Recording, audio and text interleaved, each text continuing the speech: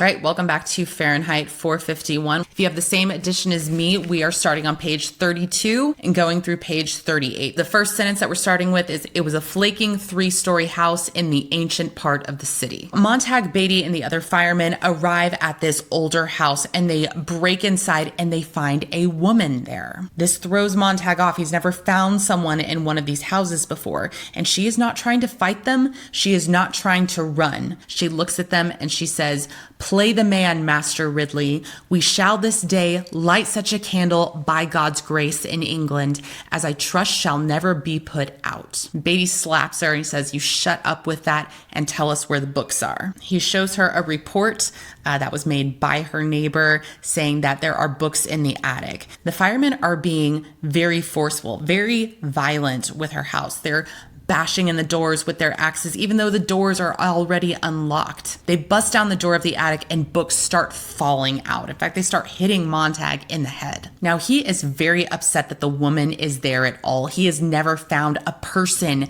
in one of the houses that he's come to burn. The police have always gotten there first, taped the person's mouth shut, arrested them, taken them away. He has only ever burned empty houses. Again, this lady is not fighting them. She's not trying to get away. She's just watching, and Montag feels accused. Meanwhile, these books are falling out of the attic and hitting him on the head, and one of them drops into his hands. Montag drops it immediately, but then he catches another one in his hands, and without even knowing what he's doing, he grabs the book and shoves it into his jacket under his arm. Now, the firemen use their hoses. They spray all of the books with kerosene, and they try to pull the woman out of the house, but she will not go. Beatty says, "I'm going to give you a count of 10. She says, "Don't bother. I'm not leaving." And she pulls out a single kitchen match. Now remember, the firemen have already covered all of this in kerosene. So when they see that match, Beatty and the others make a run for it. Montag tries to convince her, please come out of here. Please leave with me.